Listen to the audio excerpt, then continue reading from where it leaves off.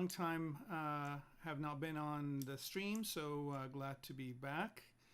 And we are going to be doing a mech this season. So for all of you that have joined me in my previous streams, welcome back. And for those that are new, I'll be going through some of my information and getting you familiar with some of the things that we're going to be doing.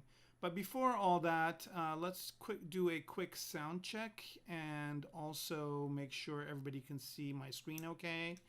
And so if you could please chime in from whatever service you're joining, whether you're on ZBrush Live or Twitch or YouTube or Facebook. If you can just let me know if you can hear me, and let's just do an audio level check.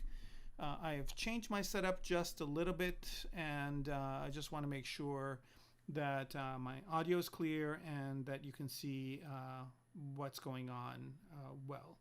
So if you could okay, so Twitch is good.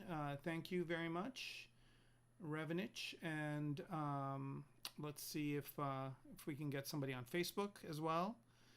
And also, it looks like there's somebody on Facebook that can see it. Maybe, I don't know. He has a little figure. So Robert, if you're still on, if you could please let us know if you can see everything okay. And also, if anybody on YouTube is watching, that would be nice if we can find out as well. Looks like we've got quite a few people attending, and also there is a little bit of a delay, so I just want to make sure that you are aware of that as well. So just waiting a few more seconds to get the okay. And while we're doing that, I guess I'll just give a brief introduction. So if you go to ZBrush Live, so just pixologic.com/ZBrush Live, or you could actually just type in ZBrushLive.com and it'll take you to this page. This is where all of the streams happen, and if you need to find me on here, just go to presenters, okay, which will give you a list of all the different presenters, and there's quite a few that do some great streams. So depending on the type of stuff you like, you can tune in to a lot of these streams. And here I am. If you click on my name or my picture here, you can get a brief summary of some stuff, and then some examples of my work. And then here are all the different streams that I've done. So as you can see here, I've done 3 different seasons, and the way I do my streams is I do a project every time. So the first project I did was this robot right here. So that was season 1. Season 2 was a spinner. We did a kind of a Blade Runner type flying car for season 2. And then season 3 was a spaceship. So we did that for season 3, and that's this. And for season 4, we're going to be doing a mech. So again, if you need to find me, just go to ZBrushLive.com, presenters, find my name, and you can find me there. I'm also on Pixologic's YouTube channel, so you can find me there as well.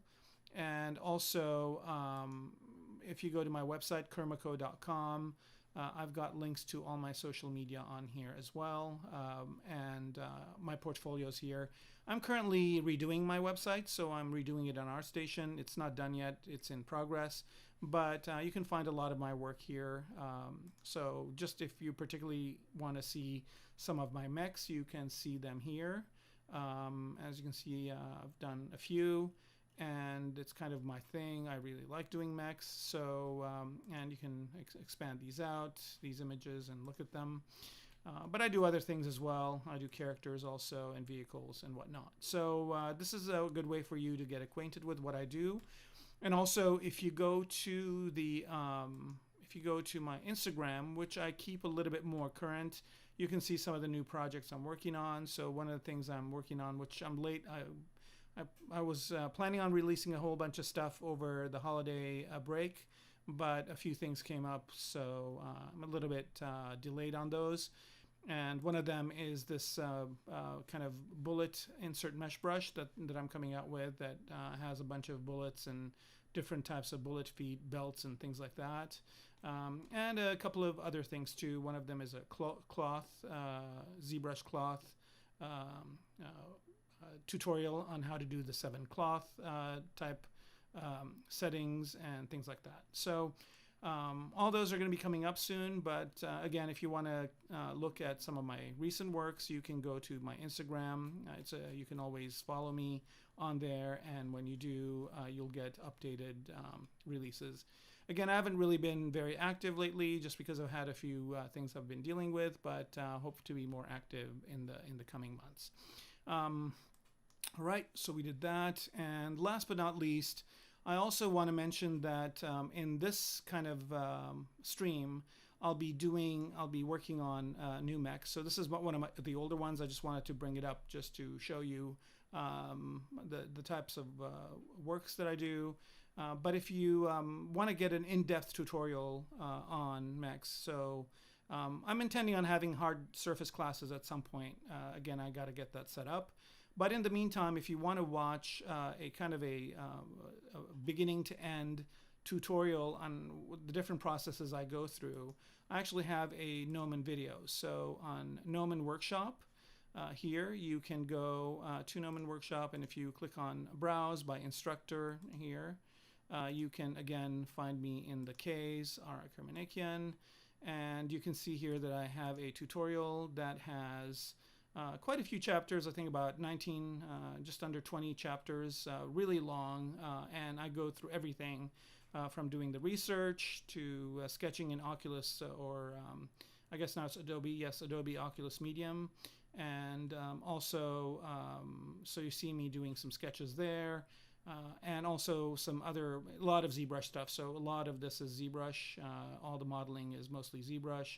And UVing is, I think, it's been a while since I did this, so I think I UV in ZBrush as well, and then I textured in Substance Painter and render it in Keyshot and composite in Photoshop. So if you want kind of more of an in-depth tutorial, if you kind of find this a little bit hard to follow, you can go and maybe take a look at this, and this is a subscription service where you can get access to some really amazing tutorials, and I've only done 2 for them.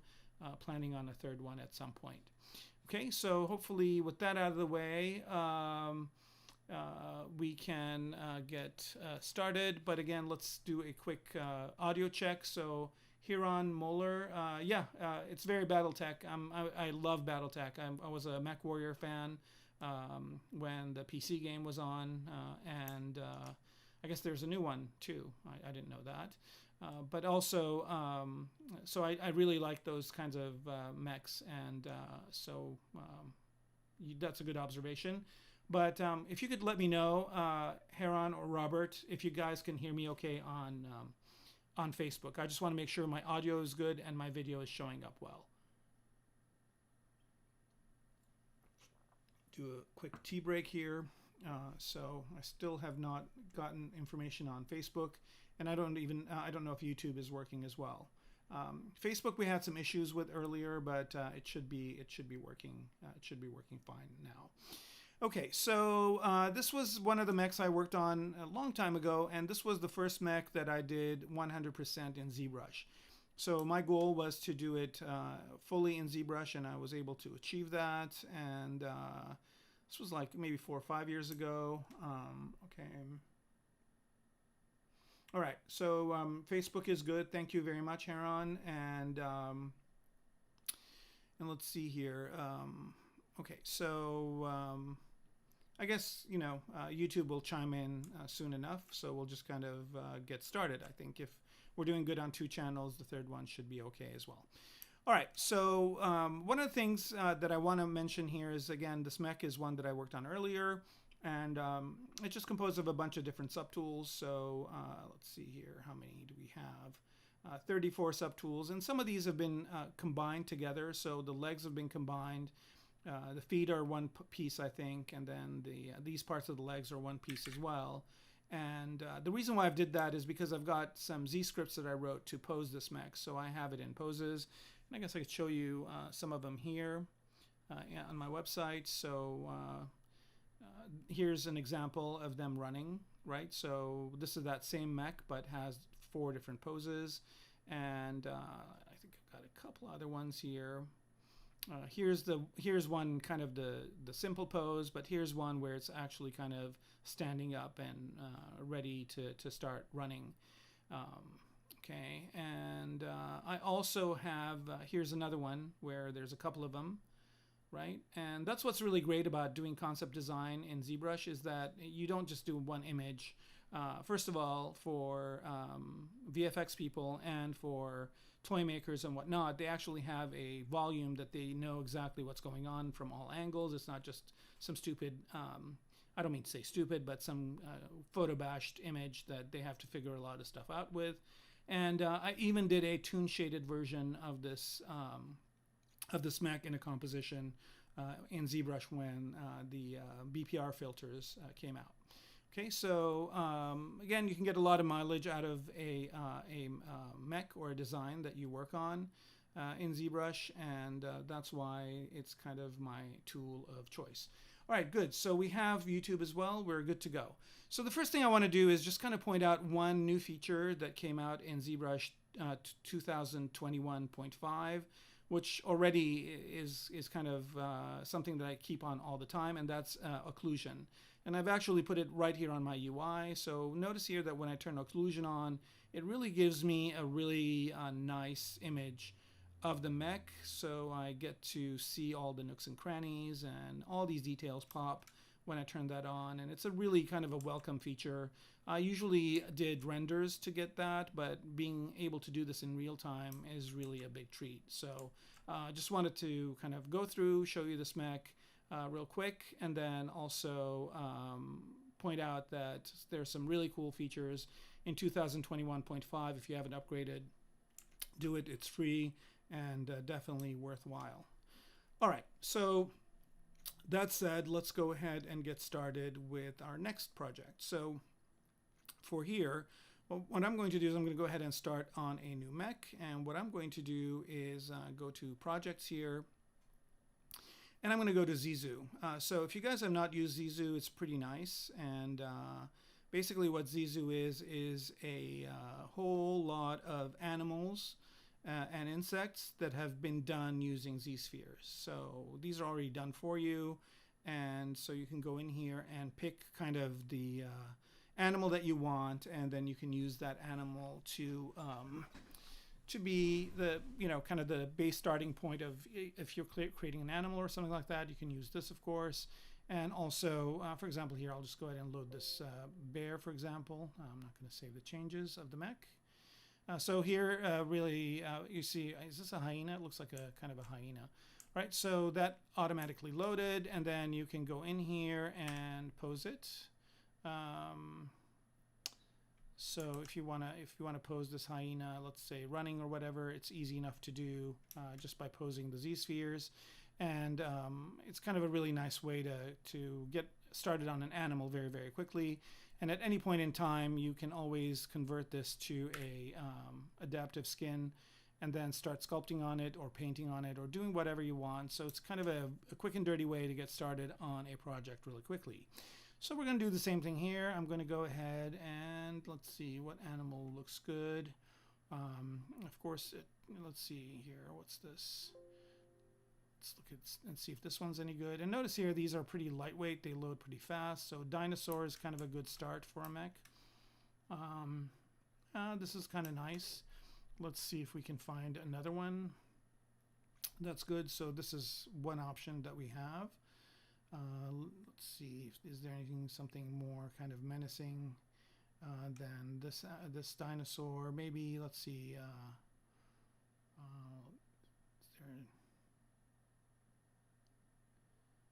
Oh, here we go, Velociraptor. That's always good. And there's also a T-Rex. So I can pick any one of these two. I think I like the Velociraptor because it's kind of got a low profile, and it looks like it means business. So this would be a good starting point for our mech, right?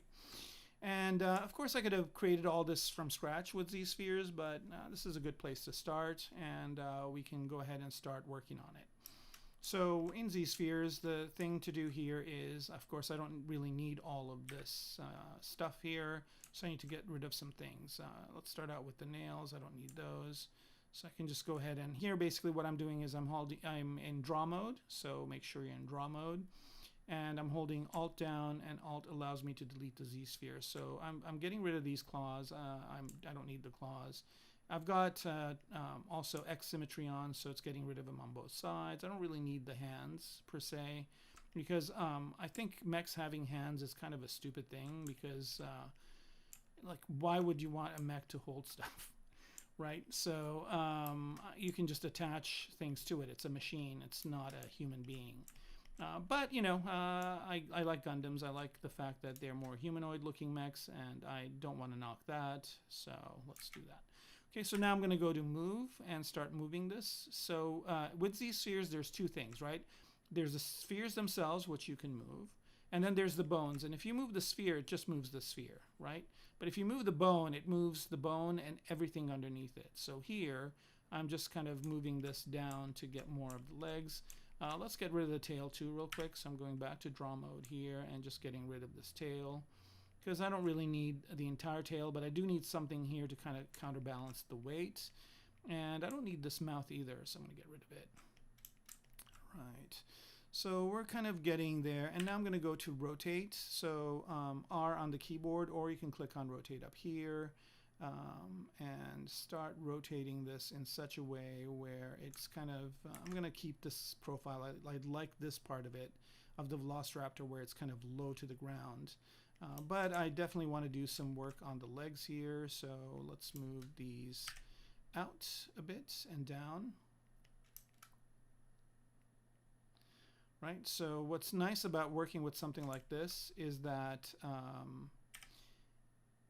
it kind of has some of the anatomy for you, right? So this is kind of the thigh, this would be the leg, and this would be the foot, right? So again, let's just do that. And I don't really need those multiple, I think it just collapsed them all together. There should be 3 of these in here. They're on top of each other, so I just want to make sure. Here we go. I fan those out, and yeah, here we go. All right, looks like there's some questions. Let me pause for a second here. And okay, so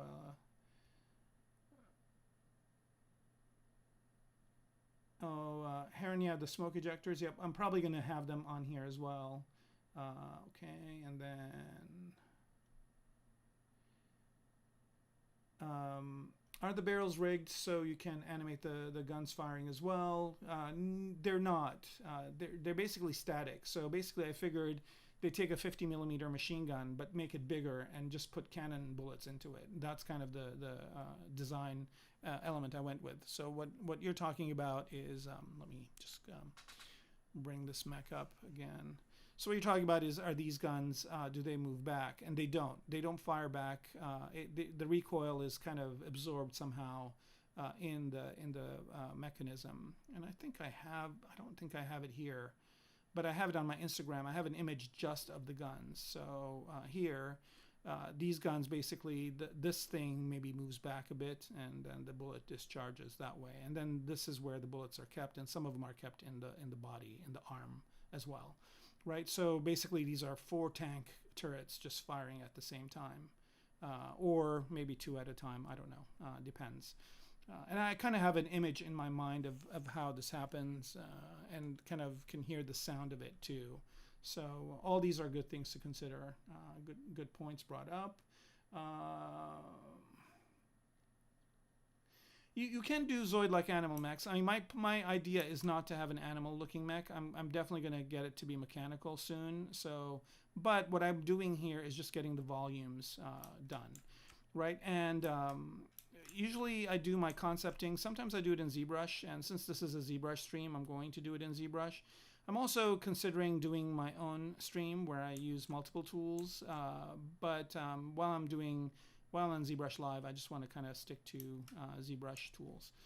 And here I'm just going to, I don't need all these legs right now. I just need one kind of toe, and then I can add them later on. But I just want to kind of get a bit of a silhouette. I'm always looking at the silhouette here to get ideas of how my mech is going to look.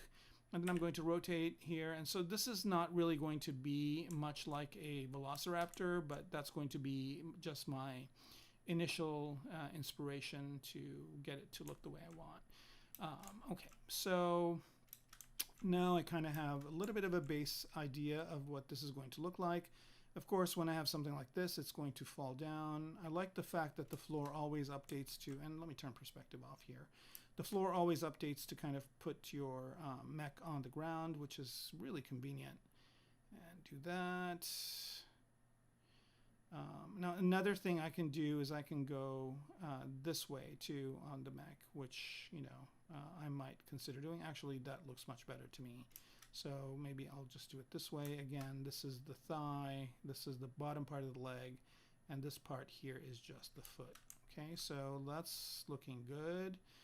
All right, and then it's still looking a little bit like a bird, and that's because of the head here. So let's go ahead and get rid of it. Right, so now it's starting to look more and more like a mech. These are looking a little bit like chicken wings, so I'm going to go ahead and let's make them bigger. So here, to make the spheres bigger, you just go to Scale up here or press E on your keyboard. By the way, it tells you the letters. If you hover on them, see it tells you Scale and E, move W and rotate R, and it's a lot faster to just use your keyboard's hotkeys than to actually. So here I'm just, if you scale up from the bone, then you basically scale everything on out from there. And then if you scale on the sphere, and I don't know why it's not letting me scale the sphere. Maybe I need to get up closer to it. Here we go. Yeah, no, it's not letting me. Let me see if I can. Yeah, I want to always go from big to small. So unless I can figure out why the sphere is not, I think maybe it's because of where it is. Let's make this a bit smaller. Actually, I can just get a, no, I don't want to get rid of it yet. Is this, yeah, here we go. So I'm going to scale these up, scale this back up here, move it out a bit.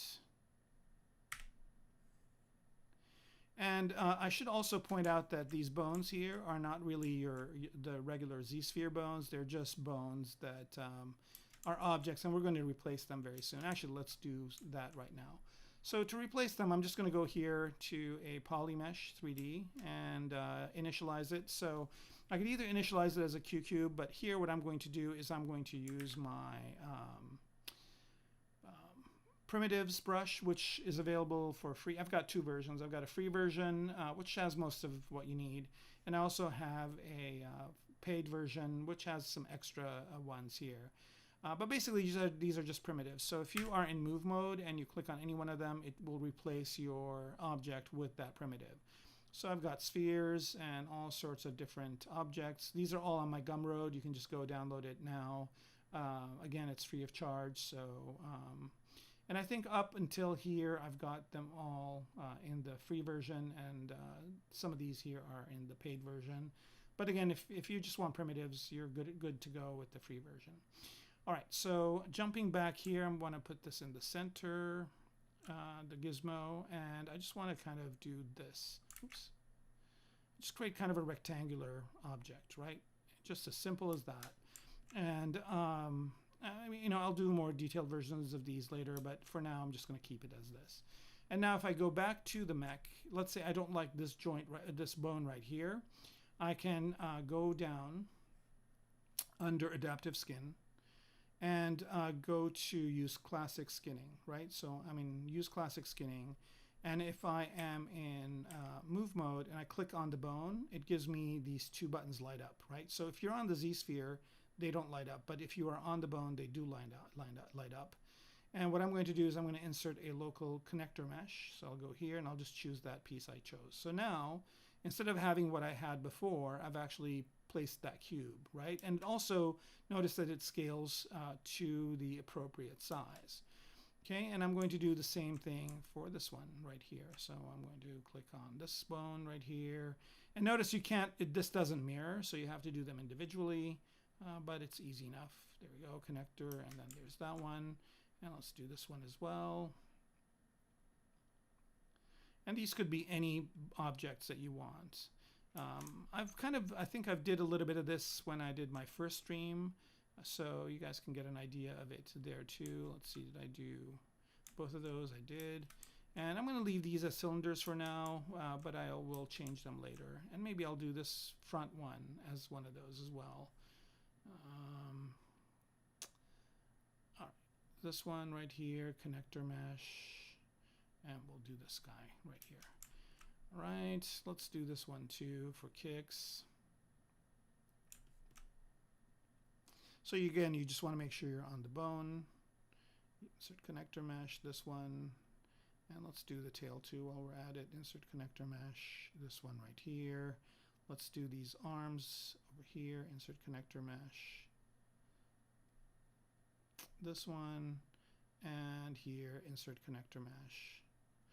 And right now we're just basically playing with ideas, trying to get some ideas of what we want to do. We're not really going by any pre-existing kind of idea. We're just experimenting and playing. Might as well do these ones too. Oh, this time it did both. That's weird. Okay, cool.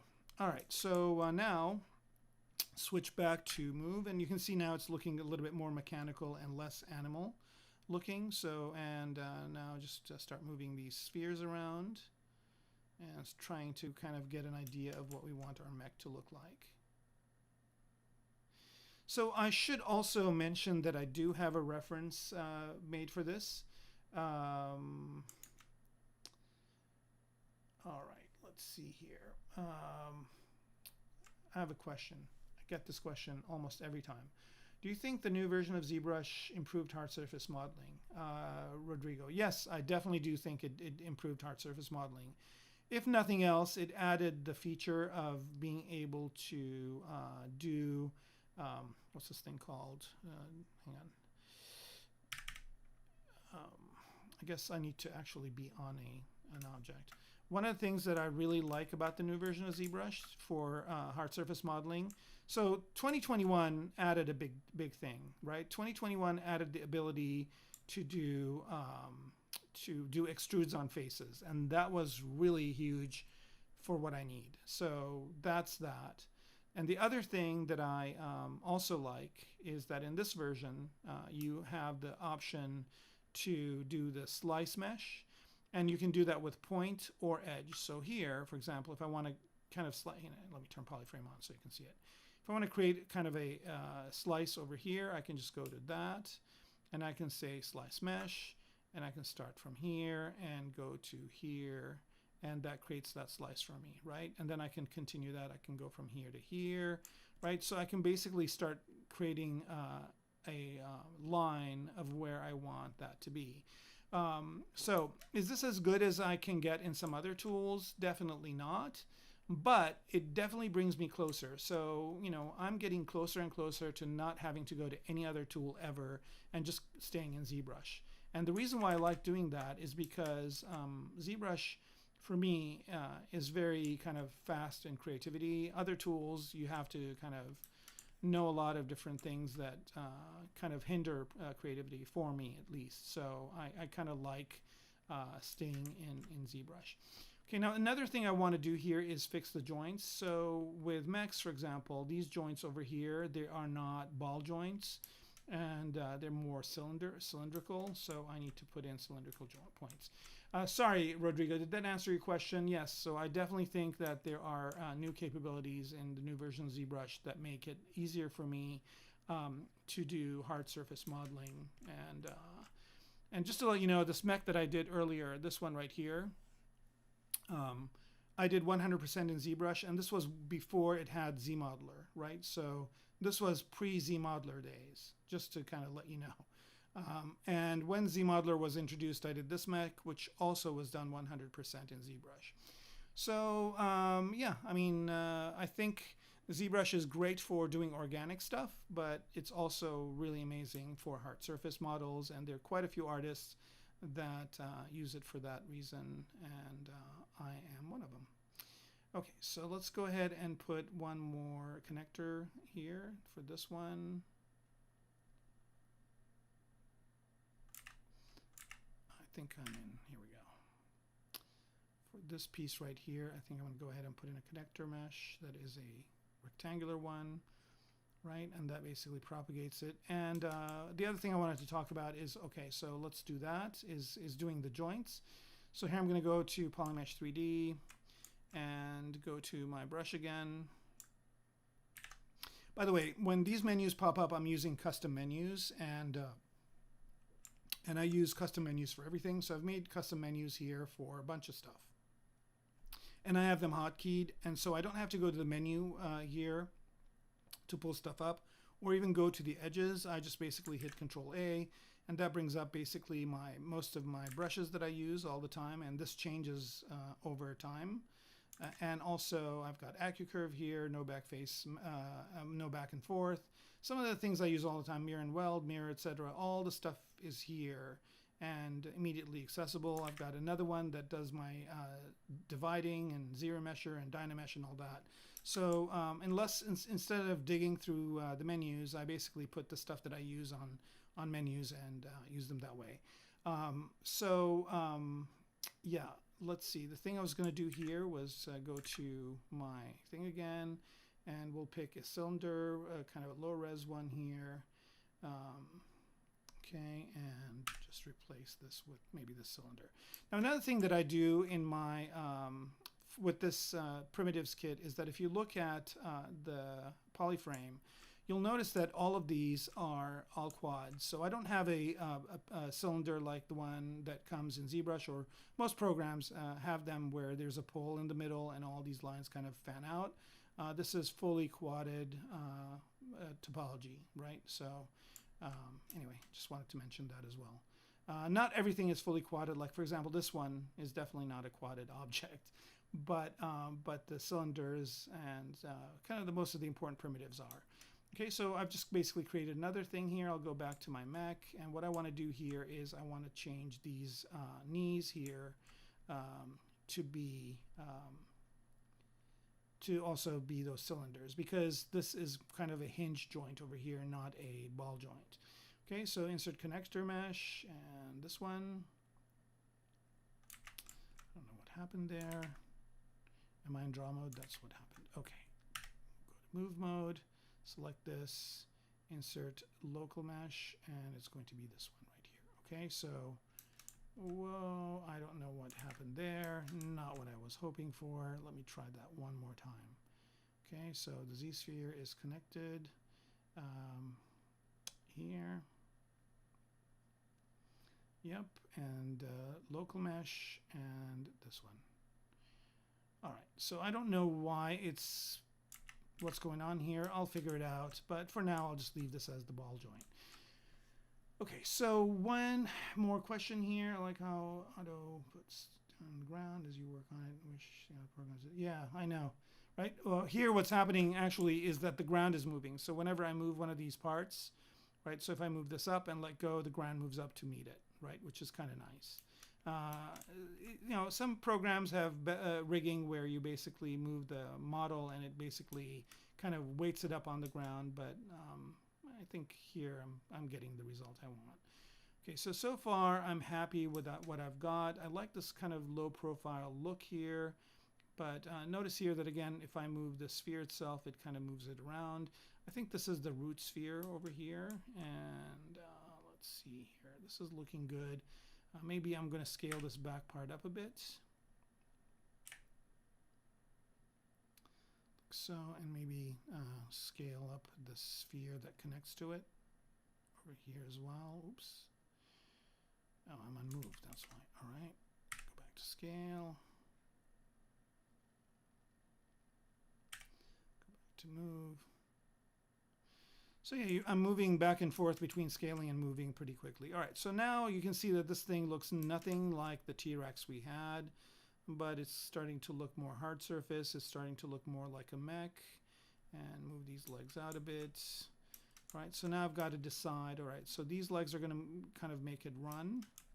And here what I could do is just kind of duplicate it. So I've got a copy of it, hide the first one, and then start turning, I'll turn symmetry off.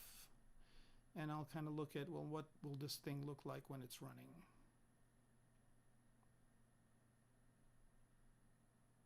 And will it work?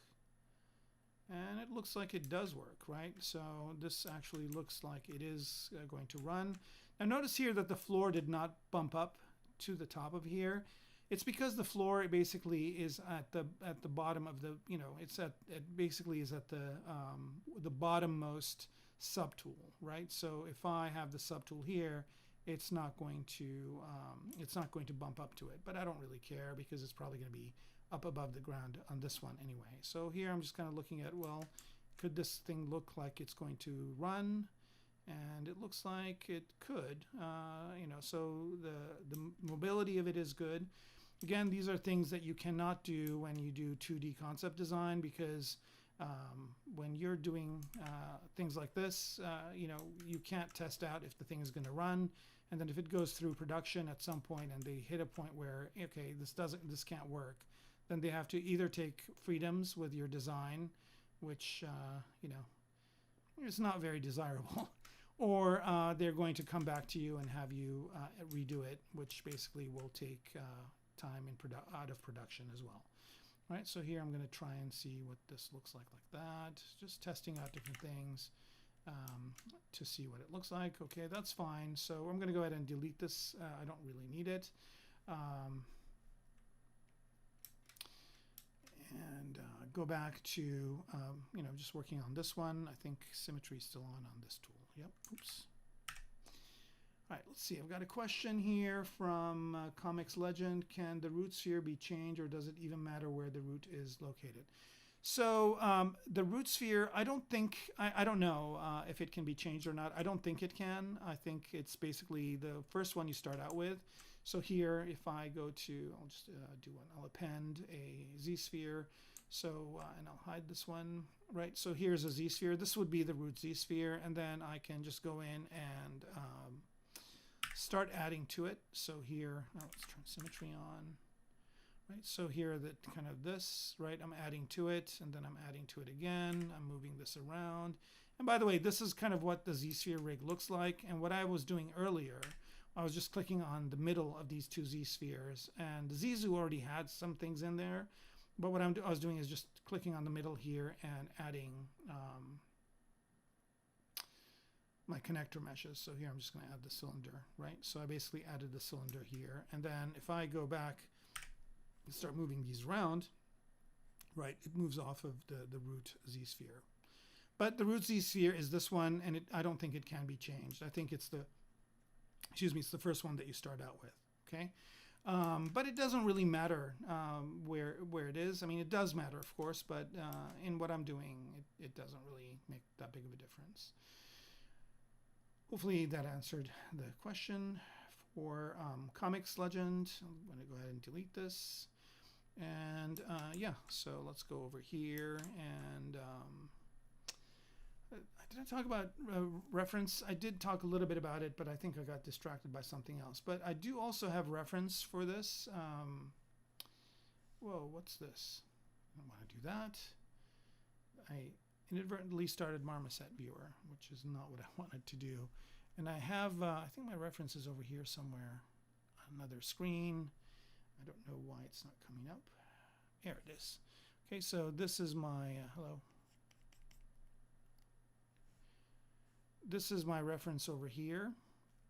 And I'm using PureRef, and it's not completed, but I'm still working on it. So the way I start my reference is, first thing I do is start with story.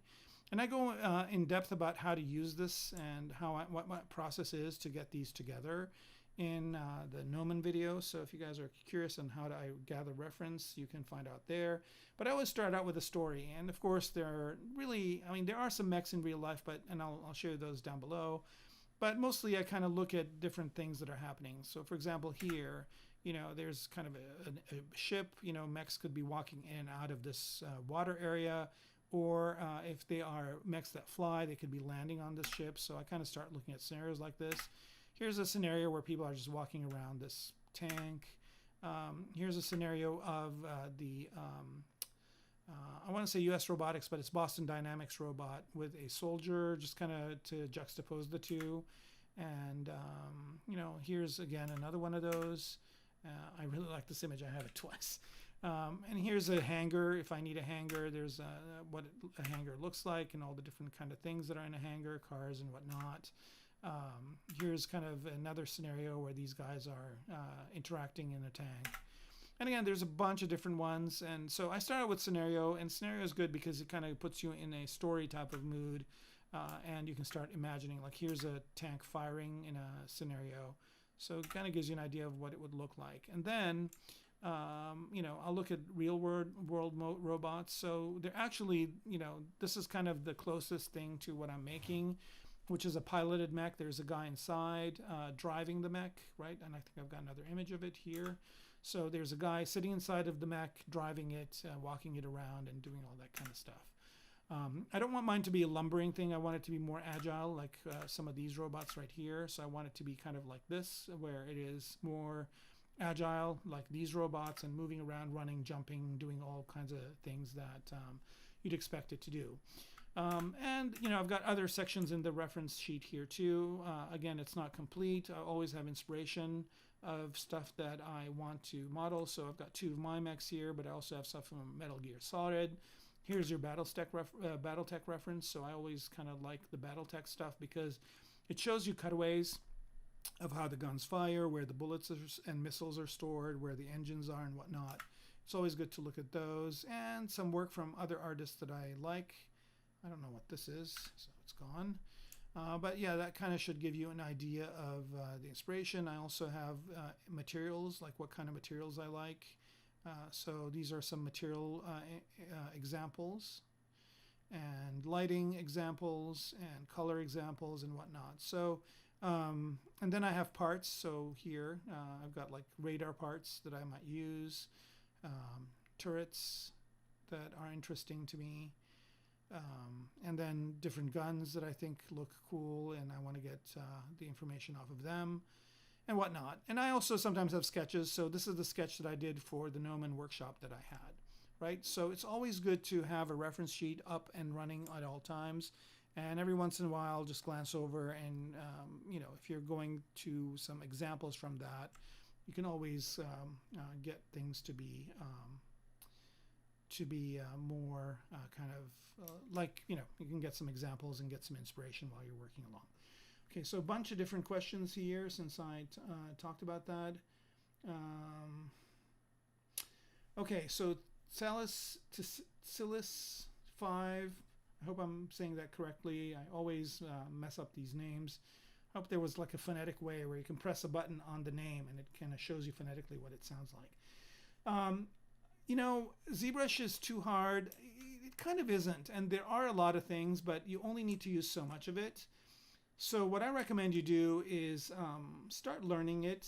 You know, it's going to take a long time. There is a learning curve, just like anything else. But the good news is that, you know, if you spend some time, like maybe spend an hour or two a day on it, before you know it, you'll start getting pretty good at it. Also, don't use everything in ZBrush, right? So, I mean, like there's a lot of things in ZBrush I never use. I try to learn and expand my knowledge of it, but when I'm in a project, when I'm working away, I usually am working on a very few list of things. So I guess what I ask you is, are you patient? Can you be patient and not be frustrated that you're not good on day one? And also, you know, can you invest some time and learn it? Because after a while, you can get really good at it. I mean, obviously, I've been doing this for a long time, so a lot of things are second nature to me. But I know a lot of artists that are just starting out. I teach at colleges where, you know, we start out with the students not knowing anything about ZBrush, and in about 15 weeks, they're doing some very, very creative, very amazing concepts for characters. So you can learn it, just don't be dissuaded, and be patient and be diligent, and you can do it. Heron is saying, oh, that's in it. So auto rigs, yeah, that's right. Z-spheres are basically, you know, it's kind of like a rig where you move it along and just kind of get it to do the things that you want it to do. That's true. Sal, I should also mention that there's Z Classroom. So let me just kind of go through, and this is kind of important for you to know. And since this is the first one of the series, I'll go through it again. I think I've done it in my other episodes. But Z Classroom is really, really good, right? So that's correct. So if you just go to, if you just do a search on Z Classroom, right? There's a lot of training that Pixologic has for free, right? So you just scroll down here, and you can. I would recommend you definitely create an account and log in, because that way it will keep track of what you've learned. And there's getting started, so this is where I would start, right? And just go through this introduction. It's actually pretty good. And then, you know, ZBrush UI, and just go through these little by little, and before you know it, you'll be there. And notice here that there's courses for beginners, so you can isolate things by beginner, by intermediate, and by advanced, right? So you can choose all the different ways of learning it. And the sooner you get on it, the better, because that way, you know, when the new versions come out with new capabilities, you already have a good base to start from. So Z Classroom is really good. Another very, very good ZBrush tutorial, and this is somebody I took actually a class with, is from Gnomon Workshop. So when I learned ZBrush, I actually took a class. I took a class with a fellow called Ryan Kingsleyan, who used to work at Pixologic. But I also took a very useful class, and this one was really the one that kind of got me over the hump, is with Maddie Spencer. And so let's see here, by instructor, here, and here we go, Madeline Scott Spencer. She's got a introduction to ZBrush. So there's an introduction to ZBrush 2020, and there's one to introduction to ZBrush 2021. And I find her classes to be really good. And notice there's like 66 different classes.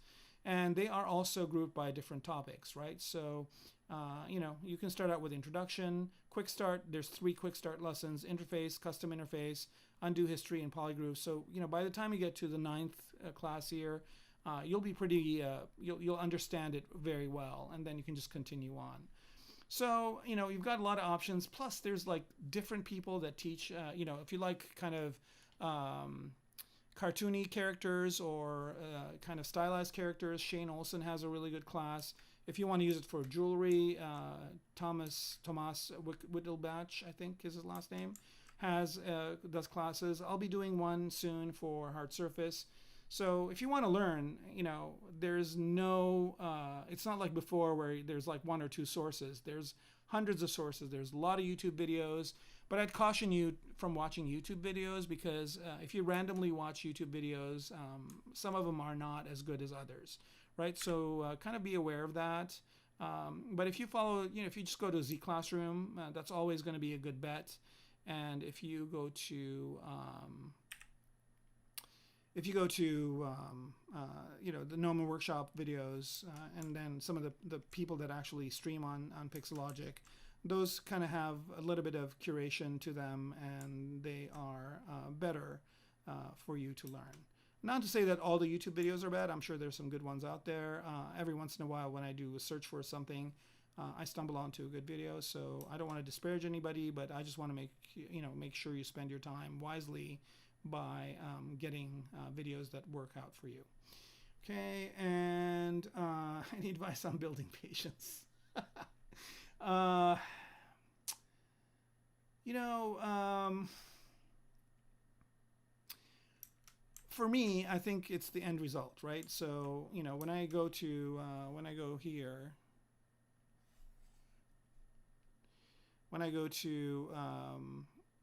the Pixologic website for their stuff, where is it? ZBrush Central. If I go to ZBrush Central, for example, and I look at the stuff people are doing, so I kind of scroll down here and I see all the cool stuff people are doing, that gives me enough inspiration to build patience, right? So when I look at something like this, for example, and I go, ah, man, I really like that, but I want to do my version of it, and I know that something like this can be done with ZBrush, then I go, okay, fine, you know, I think I'm going to devote the time and do it. The other thing also is there are a lot of Gumroad tutorials that are good too. I should mention that. So if you specifically want to learn something that you like, find something on ZBrush Central. Like if, let's say you like, once you learn the basics of ZBrush, when you go to ZBrush Central, you can always find an artist that you like and see if they have tutorials that they do. So people see what I like, they'll go, okay, well, what kind of tutorials does Ara have? So I don't have any on Gumroad yet, but I do have the Gnomon one, and I also do the streams, which also, if you can watch these, you get a lot out of them as well. And also, you can always log into these streams when they're live and ask questions. A lot of people do that as well. All right, T here, see some questions.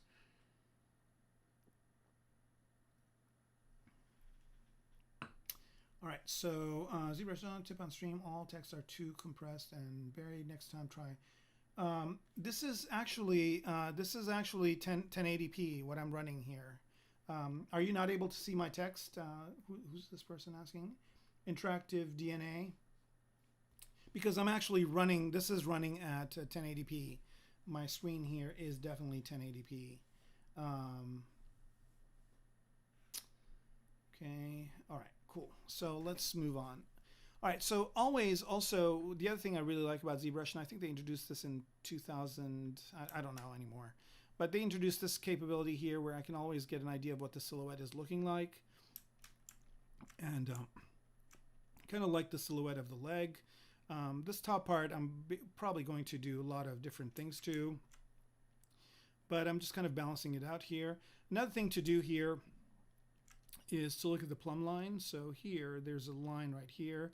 And this is probably better viewed in this view where you basically know whether or not this thing will stand, right? So will this fall over? The two legs balance it out this way, but this way it looks like it's a little bit front heavy, especially if it's going to have guns and whatnot. So I need to start thinking about how to balance this more.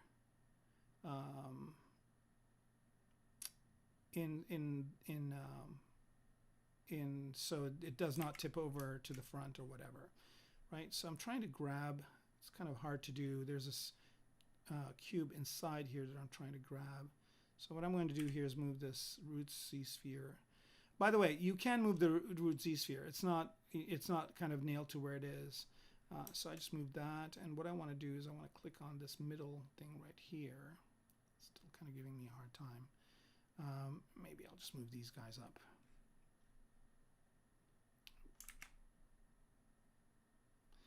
Like so, and trying to get more of a balance here.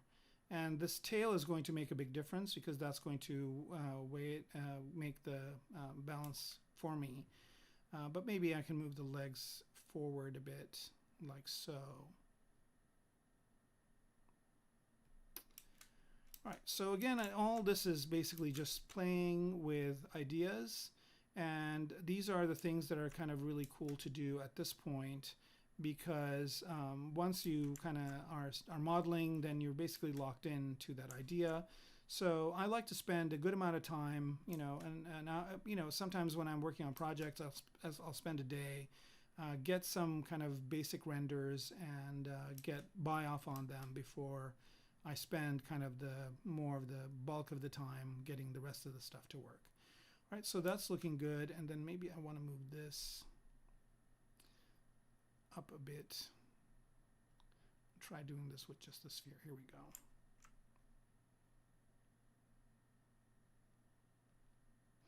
And try and move this up and back a little bit like so. So I don't know any other program that gives you this kind of flexibility at all. Like I don't know any other, if anybody has any ideas of something that does this kind of stuff, let me know, because I have not encountered anything remotely capable of doing this type of what if type of sketching. I guess, pencil and paper, you can always kind of sketch something, and if you don't like it, erase it or start something new. But this kind of freedom is really, for designing for me, it's very unique, and I really enjoy it. Okay, some questions. Interactive DNA, you're saying it's 720p. It's not, it's 1080. I'm shooting this out at 1080p, and my monitor is at 1080p monitor. So I've set my monitor to 1080p. I don't know why you're getting 720p, but I definitely want to know more about this. Oh, the stream is at 720p. Let me check here real quick. Stream. Let's see, output.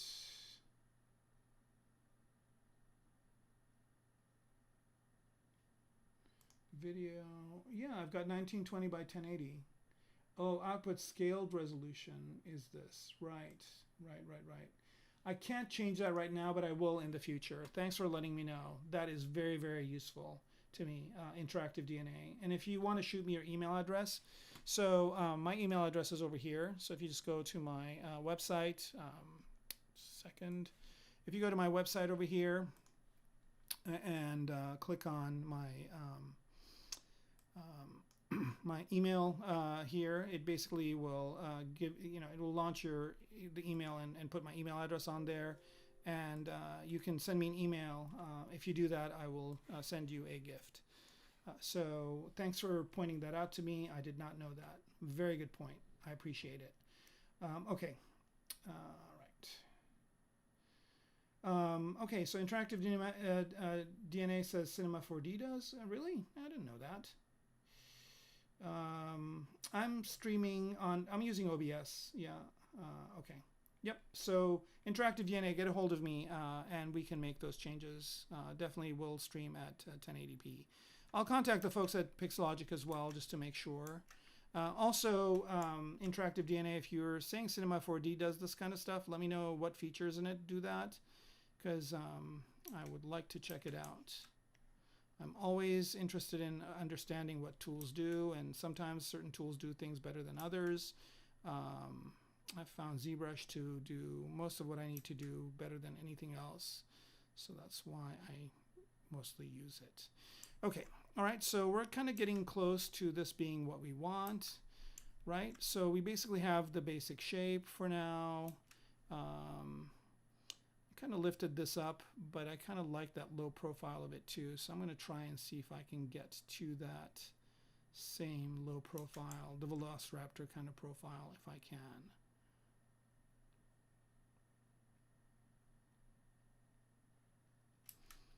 Right, lift this up, and again, a lot of these are going to change. This is just kind of a general starting point of where I want things to go. All right.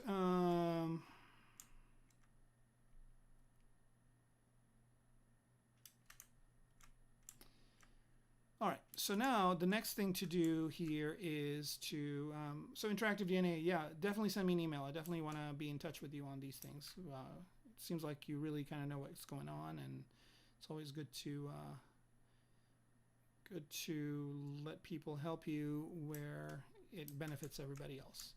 Okay. So now that I'm done with this, right, I'm just going to duplicate it. So I have a copy of this that I already have, and then with the duplicate here, what I'm going to do is I'm going to go ahead and make it into 3D objects. Okay, so here I kind of would have liked to place the cylinders here and all that, but I'm not going to do that. I mean, it's nice, but it's not that vital. So I'm going to go ahead and create an adaptive skin. So I'm going to change this from a Z-Sphere model to have it be more of a, I'm still editing. Right, I'm going to delete the first one, and well, actually, one thing to know is that when your undos are over here. So if I want to kind of go back in history of everything that I did, this is kind of where I started. Here, I'll hide this one so you can see it. This is where I started with the Velociraptor, and I can just play back all the different things that I did to get to what I need. Okay. And then when you duplicate it, though, that undo history goes away with the duplicate. So just kind of be aware of that. So don't delete your first one if you want to keep your undo history. Okay, I just wanted to kind of do something real quick here. Is I want the leg to be more like this. Here we go. All right, so now I'm ready to make an adaptive skin part out of this. So to do that, again, I'll just go down to adaptive skin. And here, I'm going to use the classic skinning, okay? The thing is, this is usually turned off, just to let you guys know. And when you do preview, you get something like this, which is kind of cool, but really not what I want to do. And another thing that's on by default is that Dynamesh is set at 50. So when you do a kind of a preview, you get something like this, which is okay if you're going to sculpt on it, but I actually want those pieces to be separate pieces. Right, so I'm going to turn the Dynamesh off.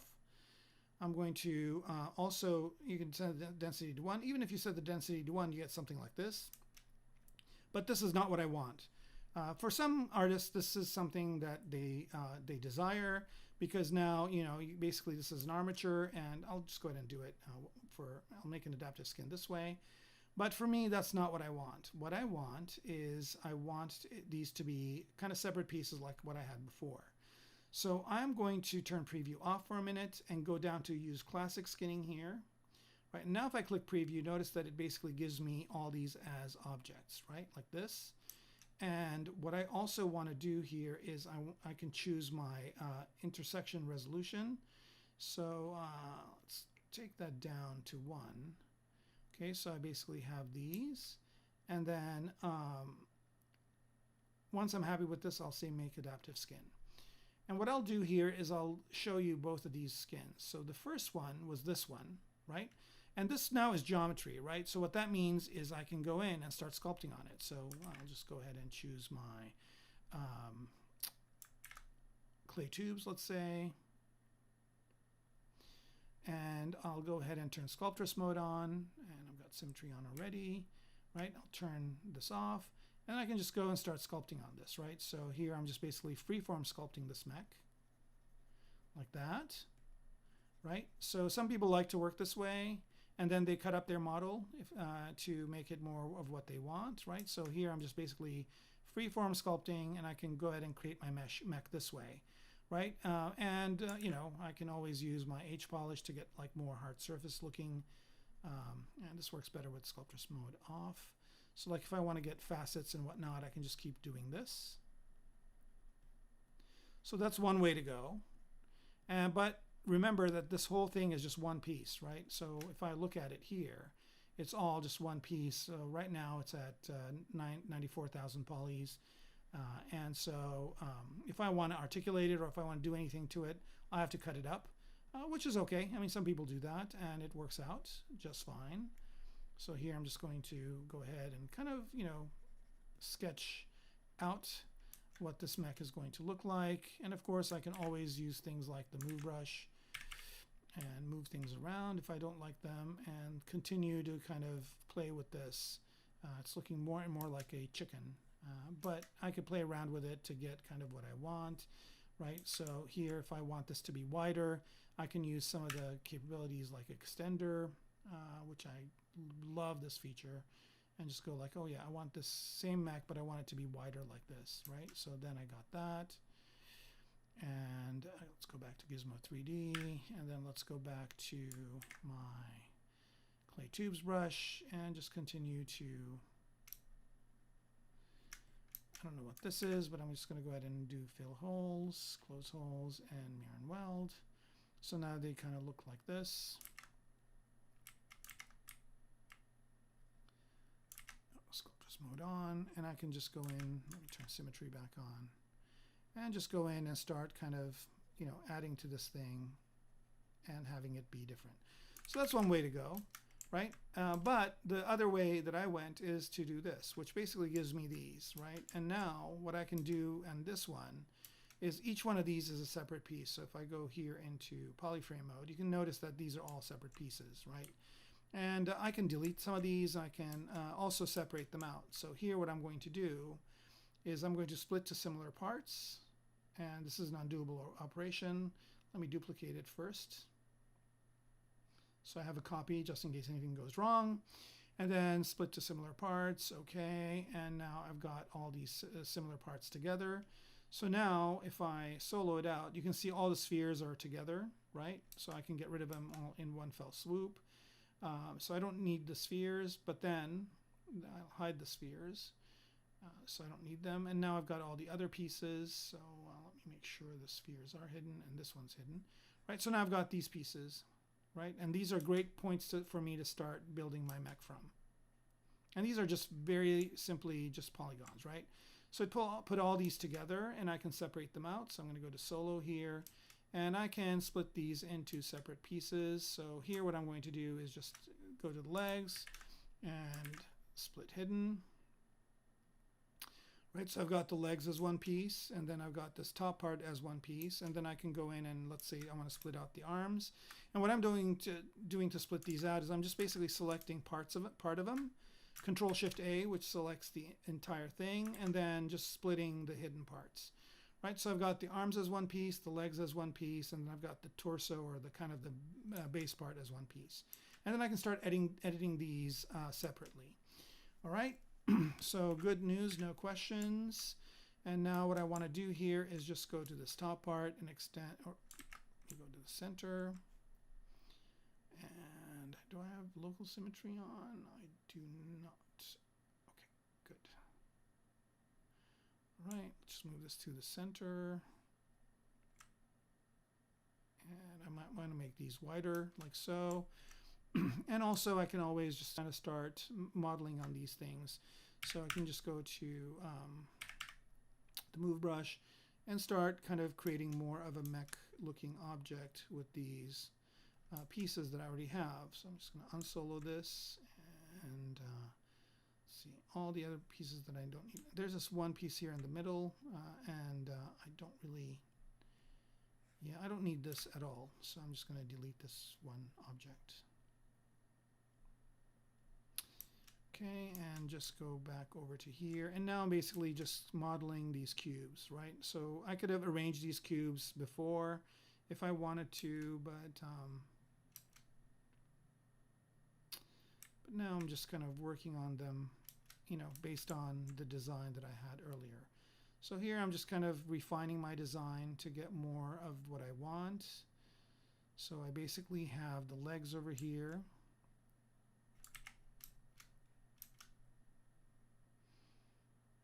And again, these cylinders are a little bit too much, so I'm going to reduce their geometry a bit. So under modify topology, no, that's under here, under divide. And what I want to do is I want to reconstruct subdiv, get them, and delete the higher subdivision levels. So I'm going to have a lower level of subdivision, switch back to here. And start kind of getting that idea together a little bit further from what I had. How are we doing on time? We're doing great on time. Okay. All right.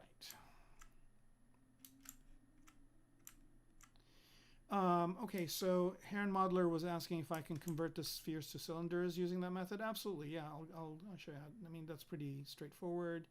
So I think this was my original one. Right now, it's Z-spheres, yep. Okay, so here, for example, if I wanted this piece right here,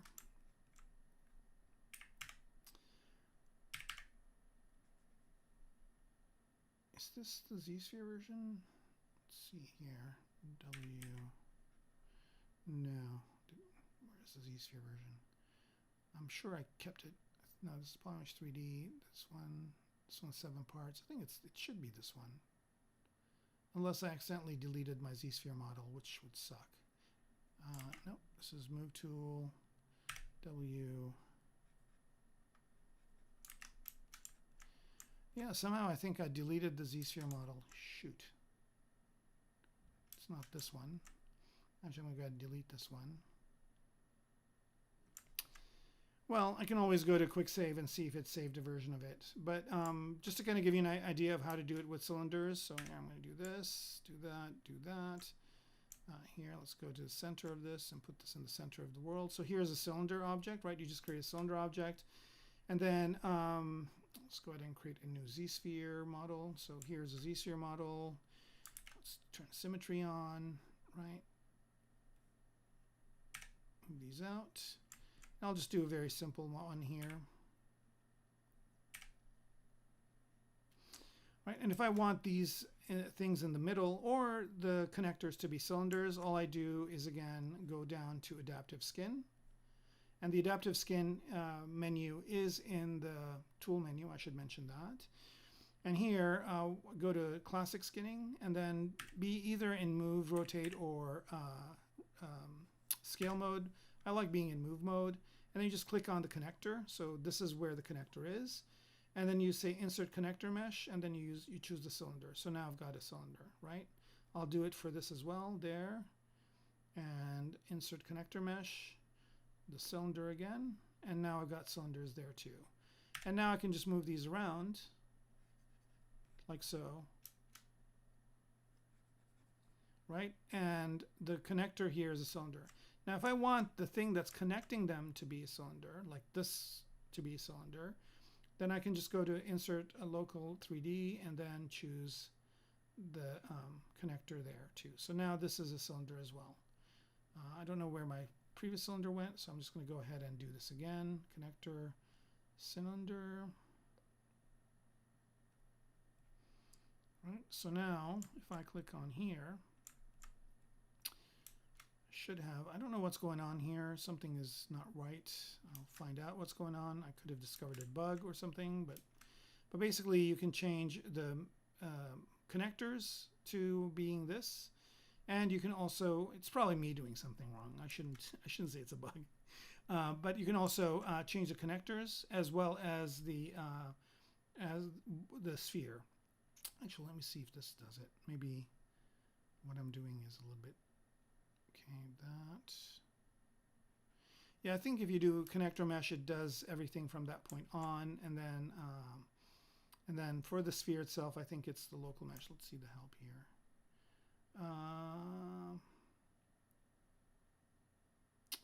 Yeah, it should do it. That's what basically it says it does here, but somehow it's not working.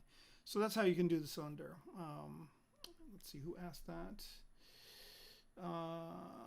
Yeah, that was Heron. Okay, yeah, so that's how the cylinder thing works.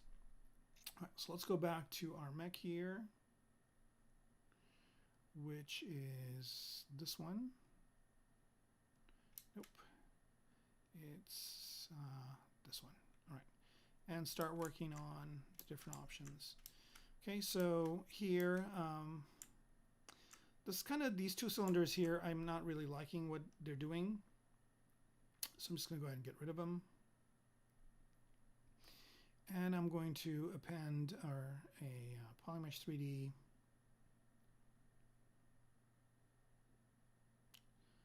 Where are you, Polymesh 3D? Polymesh 3D right there. Okay, and I'm going to not use a cylinder for that. I'm going to actually use a cube to put in the center. So again, I'll just go to my brush here, just pick a simple cube. Oops. Simple cube like so. And resize it.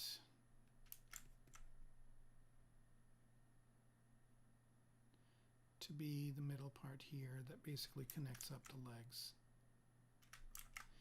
Now it's kind of important to look at anatomy of a machine and how machines are moving and how they work. So in my case here, I know that there needs to be some sort of a part here that I use to connect these two legs up. And then the legs, I kind of want them to be maybe a little bit further apart. So I've got symmetry on. It should be easy enough to do that. There we go. All right, so again, I'm just basically blocking out what my mech is going to look like. Let's go back to this piece, go to just the simple move brush. And this is kind of what I like to, I'm just using the simple move brush here to move these pieces and put them where I want them to be. And again, I'm just basically getting an idea of what my mech is going to look like.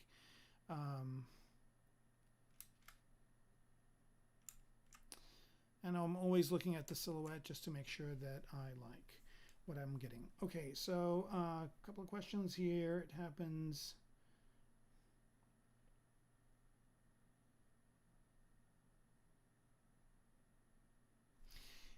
Yeah, I could convert. Basically, that's right.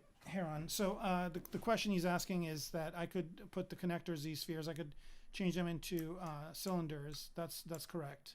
I can, and I intended to, but somehow I'm either doing something wrong or something's not working right. So I decided not to go that route. So here I'm just going to duplicate that cube, move it over down here, move it over to the left. For the foot here, I didn't like that little nub that was there, so I deleted it. I'm just going to create kind of a bigger foot here just for now, and then I'll detail it later like so. And again, I can just do I guess I could just move these down. So if I use the move, notice I'm just moving this, but I want to move everything, so I'm just going to mask these two and make a big brush like so. And there's a move brush that goes through. I guess the better thing to do is I like using this, where I basically use the clip curve brush. I can just do this to get that. And let's make it a bit thinner. And that's one foot right there. And then just mirror and weld it to the other side. And then what I want to do is I want to combine this with the rest of the legs. So I'm just going to move this up and merge this down. Right now I just want the legs to be one piece, and then later on I'll separate them out. Right, so now the legs are one piece. I'm liking what's going on here. And the reason why I like that is because I can just go to a big brush here in move mode and still kind of tweak this around to get exactly what I want. Right, so it's starting to come together. Let's move on back to the torso here, or the kind of the top part of the mech, and let's figure out what we want to do with this.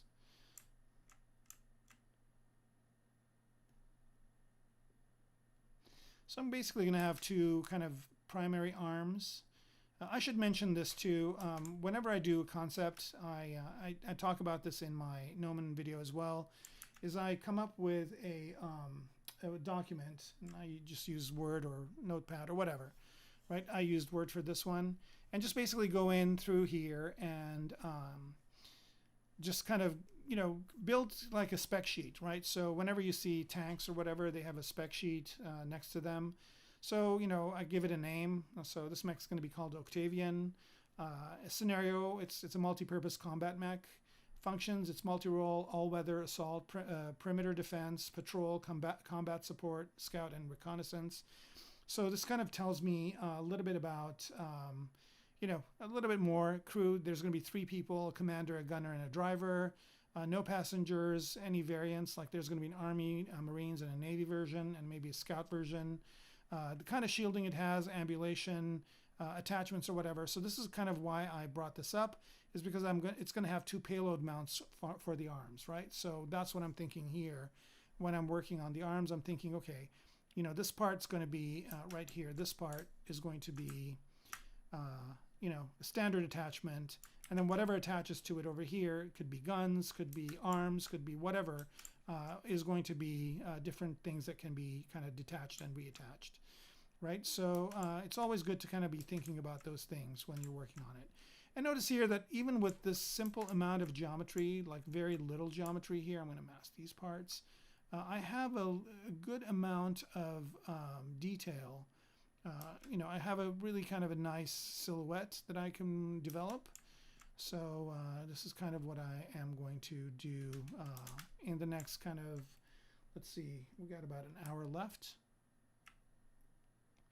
And then at some point I'll start bringing in drivers, figure out where the drivers go, and do that part of work there.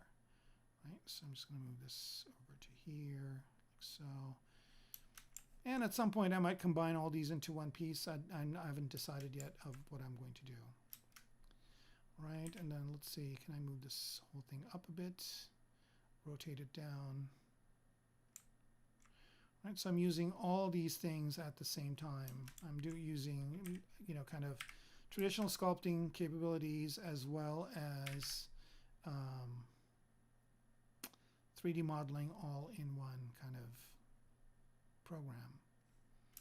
Right, let's see if the arms, I move them back to here. That actually helps with the kind of center of symmetry. I need to drink some tea here. So let's see. Anybody else have any questions while we're I'm drinking some tea and taking a little bit of a break. Right. Nope. Okay, cool.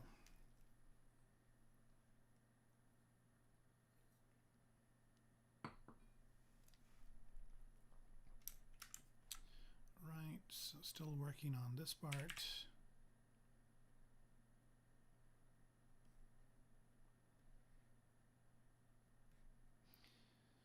So I also just want to point out that things take generations to develop. So people used to balk at doing art on a computer before. This is all within my lifetime, right? So people used to say, oh, well, computer art is really not art. And then they used to say, well, I always, paper and pencil are always better. I do my best work on markers. Computers are, it's cheating. It's this, that, and the other. And then, somebody like a Craig Mullins comes into the world of concept design and does some really amazing stuff. And now there's like 150 to 200 concept designers that basically do work with Photoshop, right? So Photoshop all of a sudden became a concept design tool. And then people started to photo bash, and then photo bash became a big deal. So then people were like, no, that's not really doing concept design. That's cheating. Photo bashing is really not concept design. But now everybody does it. And, I'm doing something called scan bashing, which basically is using 3D scan parts to do kit bashing or 3D bashing. And now, that's kind of a thing that just started.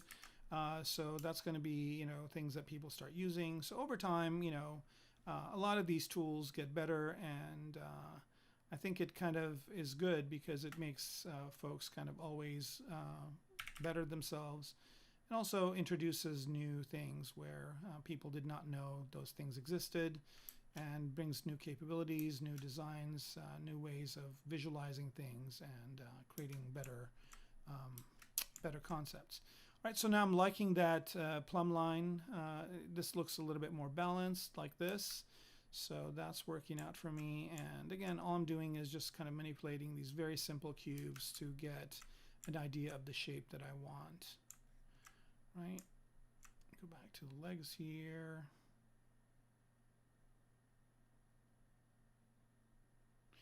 And start kind of manipulating these. Again, none of these parts, it's very rare that these parts stay.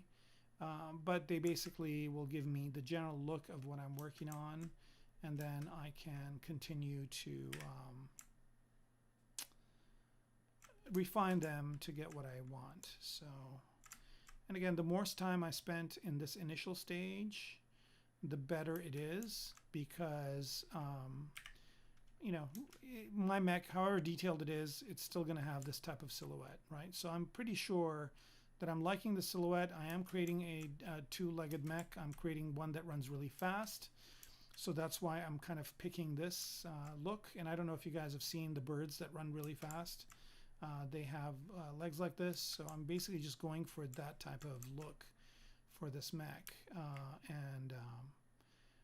However detailed this is, and however many, cool little greebles and stuff I add later on, it's still going to be this silhouette that is going to be what people are going to recognize it with.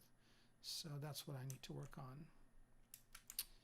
All right, so you can see here, it's a long way from what we had before, which was this. And I'm happy with what I've got. So at this point, I don't really need this. I'm going to go ahead and delete it. There were all the ball joints. I don't need those either. I'm going to get rid of those. And now all I have is just basically 4 subtools that I'm working with, right? Just basic 4 different subtools. I've got one for the hull, and at this time it's a good idea to name them. So here I've got the hull, right? And then I've got the arms, and I've got, let's say this is the torso, or the kind of the hips.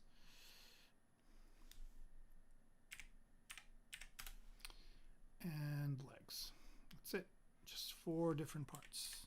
It's always good to start naming things early. That way, you know, you have a good kind of idea of what they are, and you can pick them easily as well. You can just hit, like, for example, you can just hit N, and you can pick the other point that you want. All right.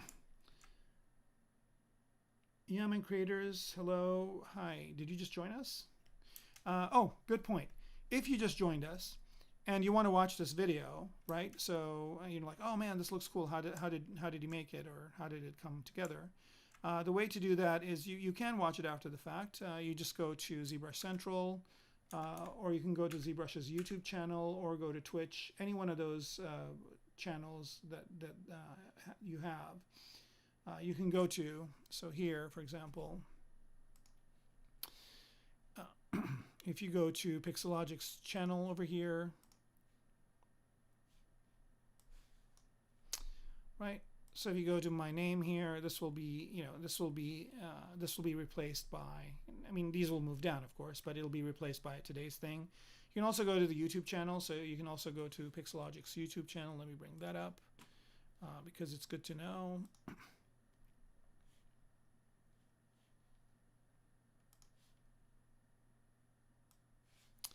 Right, so there's Pixologic's YouTube channel. So if you just go to YouTube and search for Pixologic, there it is. And right, so you can just go to videos, and they're chronological. So right now you can see that this one is live. It's going on right now. So soon it will kind of move over and be here, and then there'll be a new one if somebody is doing streaming. And notice here, based on the type of style that you like, there's a lot of really cool stuff that people do. So if you like dragons, there's a guy that does dragons, or if you like stylistic characters, there's Shane. He does some amazing stylistic characters. Yeah, so there's a bunch of them on here. And also the Pixologic staff always has new stuff on here as well. They have Ask ZBrush, like if you have a question, you can ask them there and they respond to it in a video, and then you can watch that video later on. So if you search this channel, you can get some really cool stuff. Right, so yeah, if you just joined us, then you can always go and watch these videos later on. All right, so kind of coming along here, and I'm trying to maybe at this point, maybe I want to divide up the hull into two different pieces. So maybe have this be one thing. So here I'm going to go ahead and split this off. And so I have this back part as its own part that I can manipulate. And I kind of like this sweep here, and then I can just go over to this part and manipulate that separately. Like so. All right, and if I like the width, that's good. If I want to kind of see what it looks like wider, I can just go ahead and combine all these. So there's a really nice way of doing that. You can just go to Merge Visible, right? And that basically just creates a whole subtool, a new subtool with everything connected. And I can do some other types of look development here, where I just go into these different deformers, and I'm going to use the extender deformer here and see if this mech looks any better wider like this. No, it's okay. How about taller? So I'm going to go ahead and move this over to here.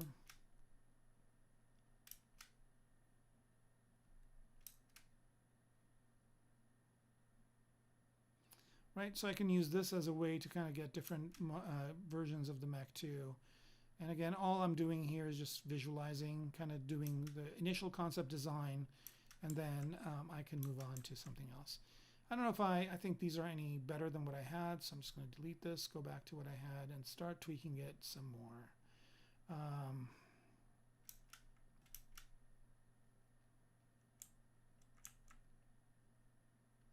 I'm going to go back down to here. Now what I want to do here is kind of work a little bit more on connecting these two up.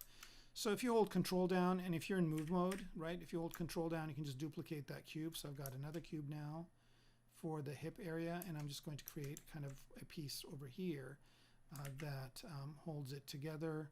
And you know, this would probably be better as a cylinder, but for now I just kind of want something to close that gap. that's there. So Makati's saying my progress is really slow. Yeah, it is, and it's intentional, right? So I'm intentionally slow in this beginning stage because I want to make sure what I get happens. I'm also answering questions, so that kind of slows me down a bit. When I'm working on a production schedule, I'm a lot faster than this. And usually I've got a lot more givens. I'm not playing. Right now I've got the luxury to play because this is really not for anybody in particular. I'm just kind of doing this for my own enjoyment. Okay, so I'm going to insert another edge loop here, but I want it to be straight, so I'm going to use a different method. I'm going to go ahead and do the slice curve and just pop a level here. And what I want to do now is start kind of extending these things out. So I'm going to Q-mesh a polygon here, but I want to Q-mesh these two, so I'm just going to select them real quick and Q-mesh them out. And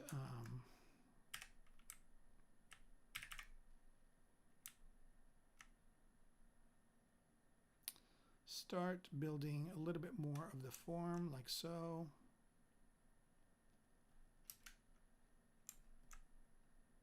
Again, I'm always looking here just to make sure that it's working for what I want to do. That's kind of nice. Now I'm considering maybe moving the arms over to there. Yeah, this is definitely not the part where you want to rush. This is where you want to spend the most amount of time to get to what you want. And then once you have this working, you'll see that once we get into the kind of the later stages, things will go a lot faster, and there will be very few surprises that you want to avoid. All right. All right, so now I'm just kind of looking at it from the top.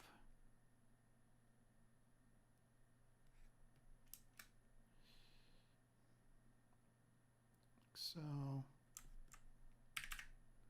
and you can see now I'm kind of going into ZModeler and adding an edge loop here and there, just adding a little bit more detail, adding detail very slowly and very deliberately, right? So you want to add those detail elements very deliberately and very slowly, because you don't want to get into too high of a resolution and then have to move too many things into place. So again, here, these are going to be the arm mounts. So I'm kind of figuring out where those could go. They should be on the plumb line. And what I mean by the plumb line is just basically, if you see this line over here, kind of on the origin, that's the plumb line. That's where it's balancing from.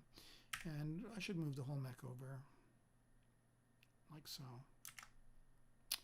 This one part isn't moving because it's masked, so let me go and mask it real quick. Where are you? All right, so now I'm going to move the whole mech to where the plumb line is, and kind of this is the thing, the balance, where it's going to balance, right?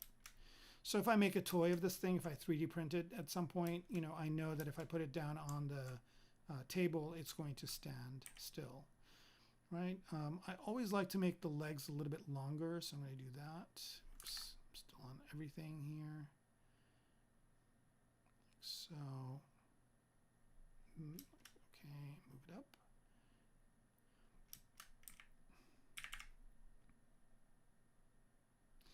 So yeah, a lot of people that are watching this for the first time find this to be a little bit boring and slow because it's really not, you know, snazzy stuff. But the way you get to snazzy stuff that looks good in the end is making sure that this stage is done well. So right now we're working on what's called primary forms, and if you get your primary forms right, everything else comes out looking good. Okay.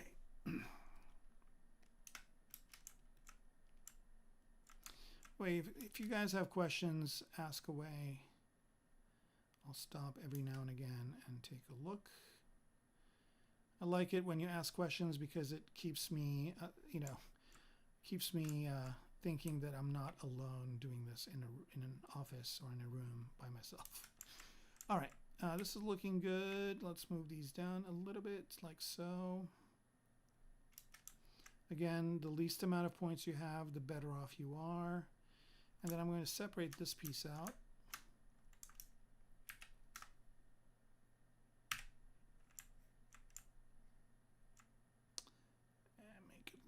and move it back, bring everybody back. So this is kind of more like this.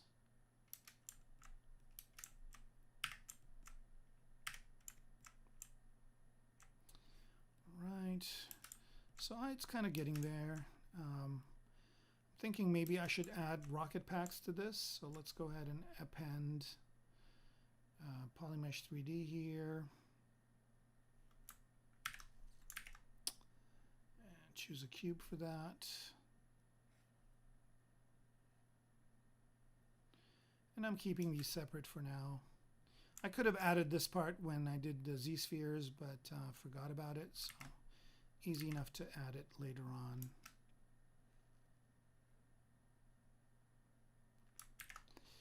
Mirror and weld. There it is. And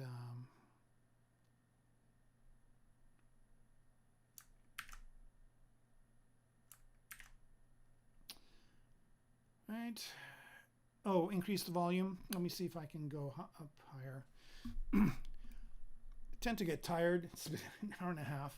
So let me drink some water and then I can speak louder.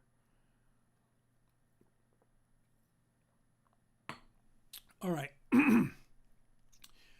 Okay, so now I'm just adding these rocket packs. Let's move these, maybe see how they look here. So this is kind of the basics of a mech. It's got rocket packs, it's got arms for guns, and it's got all those kinds of things. I don't know if I am going to have rocket packs or not. I'm choosing different ways of looking at them. I kind of like this look a little bit more than what I had before. And again, all I'm doing is looking at it in the silhouette and figuring out if I like what I see. Some of these I will use kit bash parts for, by the way. I don't have to model everything. And some of these I basically will model myself, so you guys could see me. I'm not going to do a lot of repetition on stuff. If I show it once, I think you guys will get it.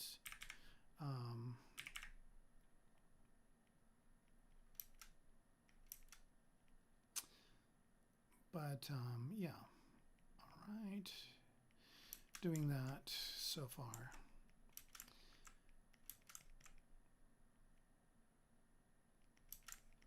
Okay, so now I basically have the basic form down, right? So this is kind of nice.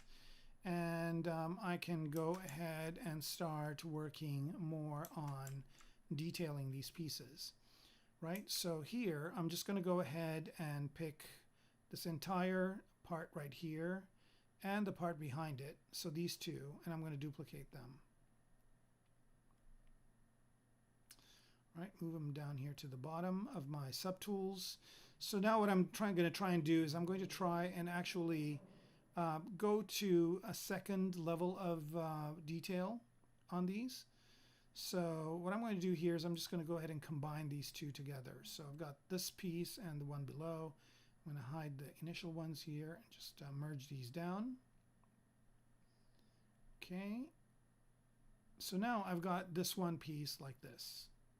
Right? And if I want all this to be one piece, I can just go ahead and Dynamesh them. So I'm just going to Dynamesh it as one piece here. Low poly is good, you know, like here's that Dynameshed version. And then what I could do next is just go and zero mesh them, but with detect edges. And I can get something like this. Not, you know, great topology, but good enough. It's getting some of the corners, maybe not all of them. Here what I can do is I can help it along a bit. So what I'm going to do is I'm going to detect edges, and I am going to reduce the adaptive size to 0. Let's see what that looks like. Okay, so that's a little bit better, right? Still not exactly what I wanted, but that's good. So then I just go ahead and start reducing the topology. So let's go zero mesh it again, but I want half the number of polygons, and that's good, like so, right? Okay, and I can just kind of hit it with the smooth brush a little bit just to get. So now I've kind of got this part. I can either go ahead and just model on this. So what's going on over here? Oh, it's got creases. We don't want creases, so I'm going to get rid of those. or I can retopo it. So to retopo it, it's really, what I'm going to do next is going to be really neat. Okay, so to retopo this, to retopologize this piece, before I do that, let me do a few things here. I can always, oops, am I on slice? I need to be on clip. So I'm going to use clip curve here to get some edges more the way I like them.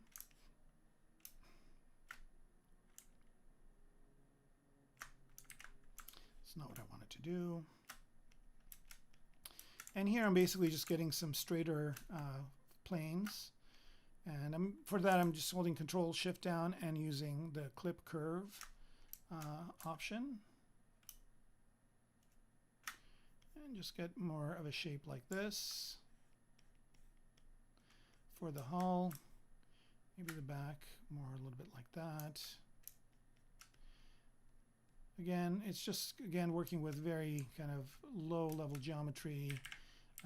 And go back to the move brush here and move this in. Again, notice here that I'm getting a little bit of bend. If I don't want that, I want it to be straight and hard surfacey. Again, I can just use the clip brush to get that look, like so. And then maybe go over like this at an angle, use the clip curve brush again, get that kind of thing going.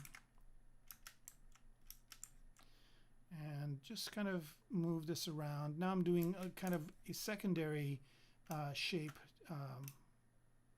model. So,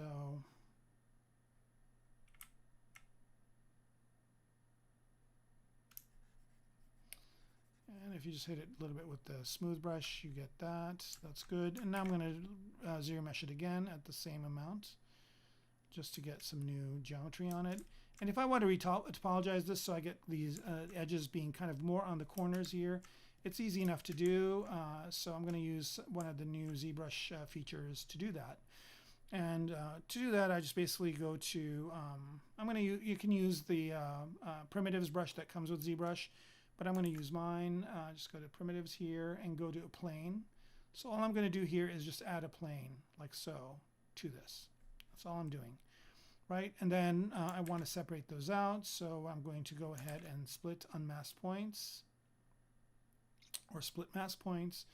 And so I'm going to hide everything else here so that all I see, let me hide the legs too. All I see is this hull and these two planes, right? And these two planes are going to be the retopology pieces.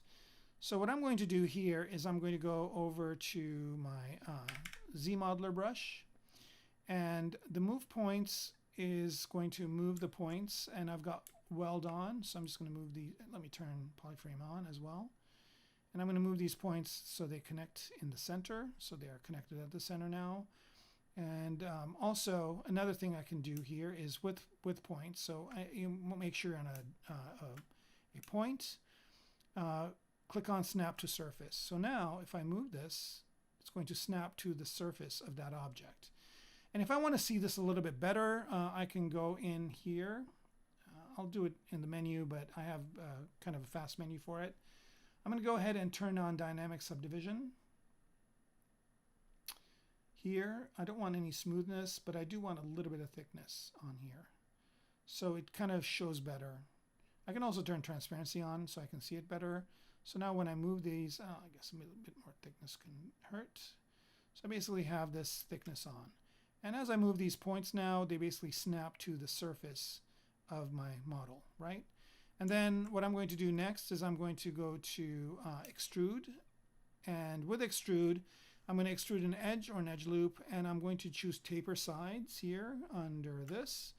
And then when I do this, it's also going to snap to the surface. And now I'm basically retopologizing. And this is a dream come true for me, because I can very quickly retopologize this whole thing exactly the way I want it to be. So again, I'm going from that sculptural look that I had before to more of a hard surface look just by moving these. Just want to move this point over to here. So right now it's just moving over. Right, so I'm basically creating a hard surface model with just moving these points around, and they're connecting to the surface. So I'm doing a very quick retopology of what I had to get something more hard surface looking than the sculpted model.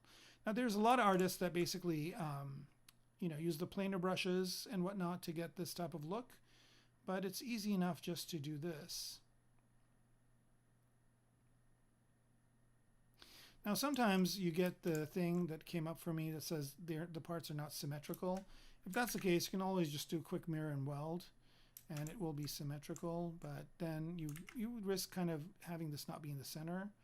So that's still okay. Let's do mirror and weld here.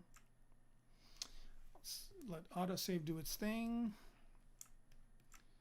And I can continue to do this some more. Got a question here.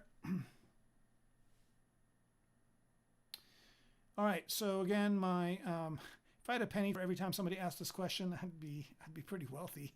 Is it better to do the hard surface stuff in Maya or Max? It was. It's not anymore. You can do a lot of stuff in ZBrush now. Some artists prefer to do it in Maya or Max because they're familiar with them more, and that's fine. But you can do all these things in ZBrush. You don't have to do it in Maya or Max. Now I'm going to have to deal with this kind of center area in a bit, but it's not that big of a deal to fix. And you'll see how easy it is in just a minute.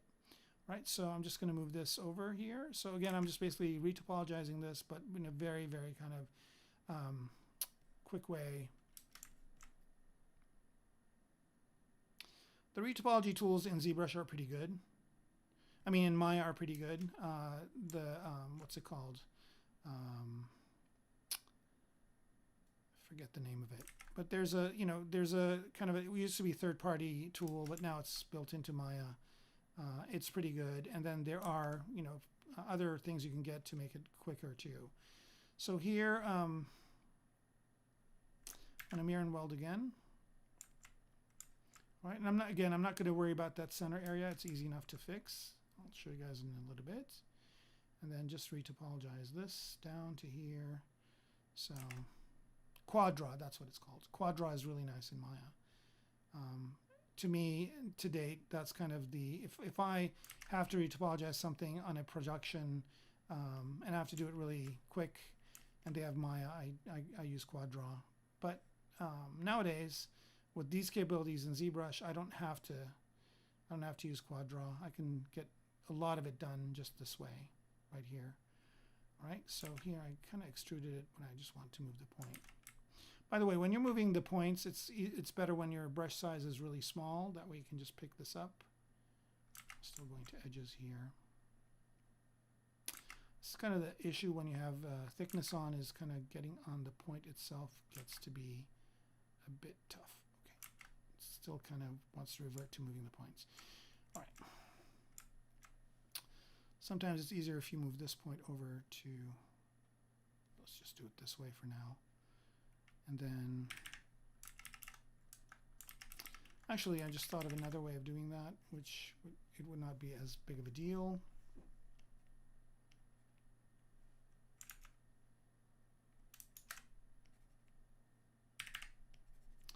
I think ZBrush is kind of stuck. Here we go.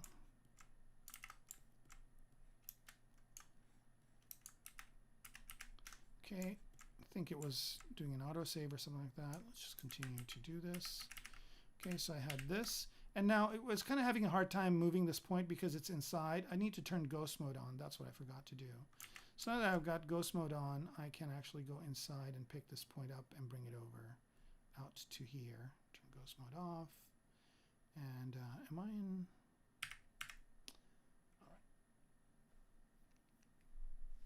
All right. I think it's still kind of thinking about it.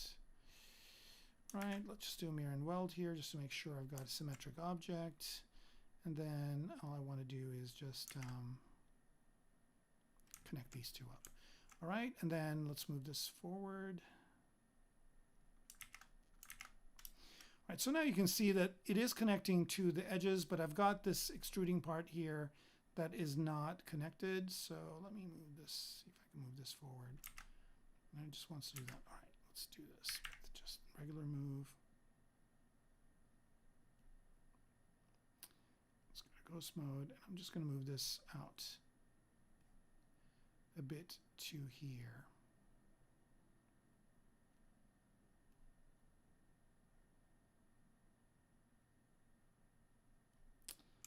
All right, so this is kind of what I wanted. It looks like these points are not connected, but it's easy enough to connect them together. Just doing a mirror and weld. Nope. Mirror and weld. All right, so I've got that. And let's continue the retopology, Q1, and go to off of ghost here and just do this. Okay, and then just move these points together.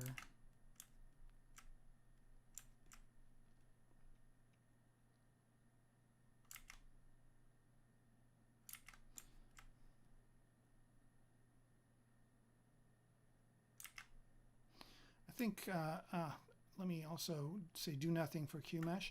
By the way, one thing you can do here is if you're going to be using, like I changed the brush settings here for you guys, but usually when I'm doing this, I usually have a retopology brush. So basically, if I want to save all the settings of ZModeler here, I can just go ahead and go to the brush menu and go to save as, and just save this whole brush with all these settings as its own kind of as its own brush, so I don't have to go in and change all the settings all over again. Now the reason why this is kind of getting a little bit wonky is because I have stuff behind it, so I need to kind of get at an angle where I can get at this a lot easier, like so. Okay, so there's that piece. And by the way, you can also bridge things together, so let me do that for some of these. But you can also use bridging to bridge things together.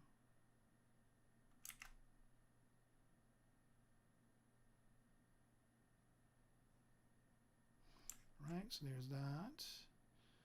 And do we really need that to go in that way? No, we don't. Okay, so we just need this to go outwards, like so.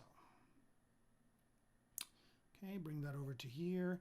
Now I need to add an edge loop over here, so I'll just go back to Insert, Edge Loop.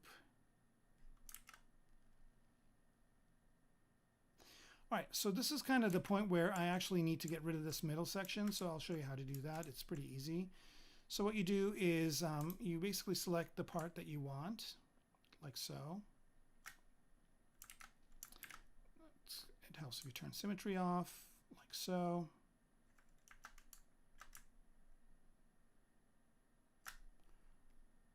Right, so I've got this part right here. I don't really care about the middle part because I can bridge them together. Okay, and I'm going to delete the hidden parts. I'm going to mirror and weld. So I've got these both on both sides. And then I'm just going to use the bridge tool to bridge them together. So what I'm going to do is bridge two edges, this edge and this edge, that's done. This edge and this edge, that's done. This edge and this edge, then this edge and this edge, right? So I basically have all these edges connected. And now if I want to create that center line, it's easy enough to do with the insert, right? I want to insert multiple edge loops, but I want to specify it as number 1. So then it puts it right at the middle. So now that's at the middle and that's at the middle. So now I know for 100% that these two are symmetrical. So everything I do from this point forward is going to work out pretty good. So here I'm going to continue to move this point. Turn on symmetry here. Okay, since I do have things symmetric. Also make sure you don't have your perspective on when you're doing this because it messes things up. So here we go. Back to edge here, and we're going to extrude the edge. And go back to point here. I think this kind of makes sense coming down this way. And then I'm just going to add an edge loop over here. So go back to Insert, Single Edge Loop, and just add an edge loop where this these two connect up, and then just go to Bridge again. Bridge is easier for these two right now. Actually, I need one more for this. Okay, so I'm going to insert one more edge loop up here. right? And then I can just go ahead and bridge. I see some questions coming up. I'll answer them in just a second. How are we doing on time? We're almost out of time. So it's kind of a bummer, but see what I'm doing here is just bridging these together.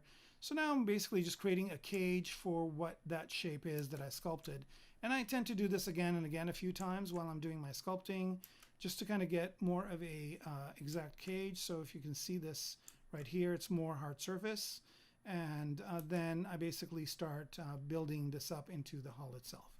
Okay, so yeah, the new ZBrush is fun. It really is great. And, you know, for just doing this kind of retopology or doing this kind of hard surface work, it's great. I used to have to do all this stuff in other programs before, and so now I don't have to export anything or import anything. I can do it all directly in ZBrush, and it works out really great. Okay, so we are at the end of our time for today, and we will be on again. We will be on again Friday from now. So I'm on every other Friday, and so this is season 4 again, and season 4 will go for, you know, usually try to finish it in 8, usually end up doing it in 10, but we'll basically finish this entire mech in that time frame. I'll do some work off screen, but most of it I'd like to do on screen, at least do everything on screen that is part of it. And if there's repetitious stuff, I'll do that off screen. And so, because you know what's going on, you just basically, it's just more of the same. One last thing I'd like to do before we go is I'm going to incorporate this into the ZBrush into this season and see if I can come up with at least 8 to 10 of these things. And it's called a nostalgia moment. So I'd like to show you this thing that I have from way back. So this is something that I got, I'll just hold it up here so you can see it. This is a scarf that I got at a ZBrush user group meeting ages and ages ago. So this was in 2006, right? So you can see here, it's the ZBrush user group meeting 2006, if you can see the date.